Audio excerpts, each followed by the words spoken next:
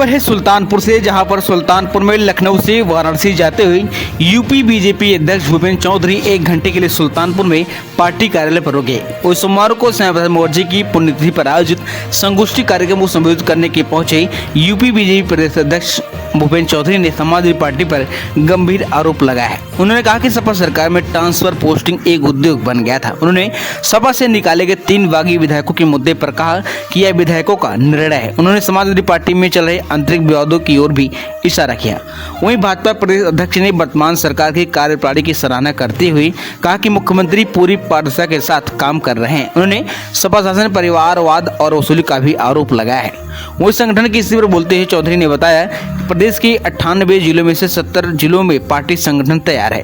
वही सिद्धार्थ नगर में मंडल चुनाव अभी बाकी है। 27 मंडलों में राजनीतिक और सामाजिक कारणों से चुनाव प्रक्रिया चल रही है। उन्होंने आगे कहा कि पार्टी महिलाओं को अधिक जिम्मेदारी देने की योजना बना रही। वहीं प्रदेश अध्यक्ष के चुनाव के लिए संविधान के अनुसार 50% से अधिक जिलों का गठन आवश्यक है। वही 98 में से 51 जिलों के गठन के बाद प्रदेश अध्यक्ष का चुनाव किया जा सकेगा। सुल्तानपुर से बाबा संदीप श्रीवास्तव की स्पेशल रिपोर्ट।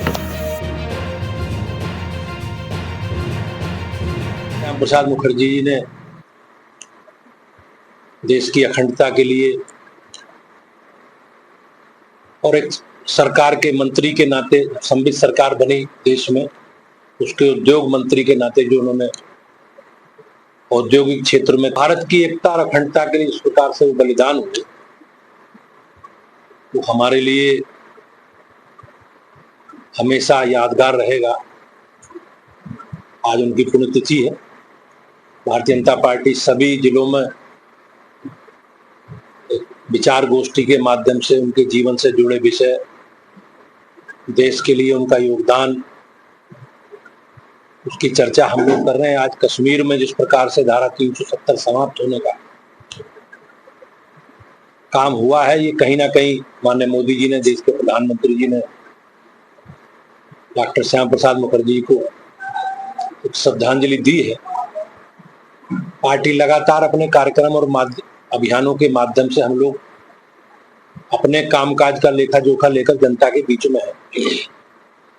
अभी माननीय प्रधानमंत्री जी के नेतृत्व में हमारी सरकार को 11 वर्ष पूरे हुए हैं और हमने लगातार 9 तारीख से और 20 तारीख तक अलग अलग कार्यक्रमों के, अभियानों के माध्यम से जनता के बीच में अपनी सरकार के 11 वर्षों का लेखा जोखा रिपोर्ट कार्ड रखा। 21 तारीख को योग दिवस के रूप में हमने पूरे देश भर में योग दिवस को मनाया है और जिस प्रकार से योग हमारी संस्कृति, विरासत और आस्था का प्रतीक है और दुनिया ने इस योग की विधा को स्वीकार किया, ये कहीं ना कहीं माननीय प्रधानमंत्री जी के 25 तारीख को आपातकाल दिवस है। हम लोग अपने सभी जिला केंद्रों पर आपातकाल दिवस के रूप में एक विचार गोष्ठी, प्रेस वार्ता और ऐसे लोगों को सम्मानित करेंगे जिनके परिवार के लोगों ने, जिन लोगों ने आपातकाल का ध्वंस झेला है, लोग जेल में गए हैं उसके विरोध करते हुए। और 29 तारीख को माननीय प्रधानमंत्री जी के मन की बात का कार्यक्रम हर माह प्रत्येक लास्ट रविवार को हम सुनते हैं। उसमें बृहद व्यापक स्तर पर एक वृक्षारोपण का कार्यक्रम, एक पेड़ माँ के नाम और जो भी बूथ पर गतिविधि हमारी होती है मन की बात के माध्यम से हम उसे सुनते हैं। तो हम लोग लगातार भारतीय जनता पार्टी के कार्यकर्ता अपने कार्यक्रम और अभियानों के हमने सदस्यता अभियान में लगभग 2.5 करोड़ से अधिक साधारण सदस्य बनाए हैं पूरे राज्य में। पूरे देश से अधिक सक्रिय सदस्य बनाए हैं और 1,62,000 लगभग स्थानीय समिति हैं राज्य में। उसमें से 1,50,000 से अधिक हमारी स्थानीय समिति बनी है। 1918 मंडल है तो लगभग 1700 मंडल गठित हुए हैं और 98 जिले हैं जिनमें 70 जिले हमने घोषित कर दिए हैं और राज्य चुनाव के लिए तैयार है। केंद्रीय पार्टी जब अपने राज्य के चुनाव के गठन की प्रक्रिया को पूरा कर ले। 28 जिलों में जिला की घोषणा नहीं, क्या वजह है? अभी उसमें से एक जिला ऐसा है सिद्धार्थनगर, जहां मंडलों के चुनाव नहीं हो पाए थे। शेष 27 मंडल जो जिले ऐसे हैं जो कहीं कहीं राजनीतिक सामाजिक कारणों के कारण वो चीजें अभी विचार विमर्श चल रहा है। उसके पीछे कारण ये है कि पार्टी ने ये कहा है कि इस बार महिलाओं को लोग अभी आपस में बातचीत कर रहे हैं।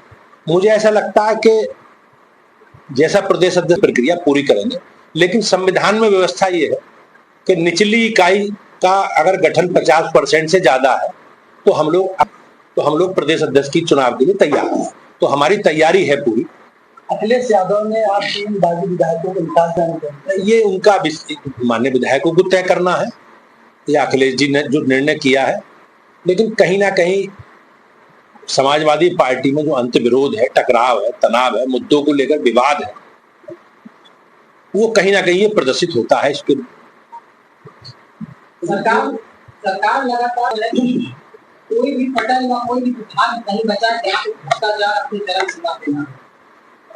सरकार संकल्पित है और हमने पूरी पारदर्शिता के साथ जहां जहां भी इस प्रकार की शिकायतें आई हैं या आई होंगी, माननीय मुख्यमंत्री जी ने विशेष ध्यान रख के इस पर पारदर्शी व्यवस्था के साथ कार्रवाई की है। और इतिहास देखना चाहिए, अनुभव करना चाहिए, किस प्रकार से ट्रांसफर पोस्टिंग एक उद्योग बन गया था, किस प्रकार से भ्रष्टाचार होता था और परिवार के लोग, मिलने वाले लोग किस प्रकार से वसूली करते थे। आज माननीय मुख्यमंत्री जी के नेतृत्व में हम सब लोग संकल्पित हैं और बेहतर व्यवस्था के साथ आगे बढ़ें। आपने अभी वसूली की बात की, सरकार की साफ मंशा है, जिस तरह से अवैध कब्जा मार रहा है और जो गाड़ियां चलती हैं, अवैध टैक्सी स्टैंड है, उन पर वसूली होती है, स्थानीय पुलिस फिर भी कुछ नहीं करती है। सरकार संकल्पित है इस प्रकार की जहां जहां घटनाएं संज्ञान में आती हैं, हम निश्चित रूप से हमारी सरकार के सभी विभाग मिलकर माननीय मुख्यमंत्री जी के नेतृत्व में कार्रवाई करते हैं। और देखेंगे तो आज उत्तर प्रदेश में योगी जी के कानून के राज के मॉडल की चर्चा दुनिया में होती है। आज अपराध न्यूनतम स्तर पर है और प्रदेश में कानून का राज, और जो अपराधी हैं बगैर किसी भेदभाव के साथ जो भी संविधान में प्रदत्त व्यवस्था है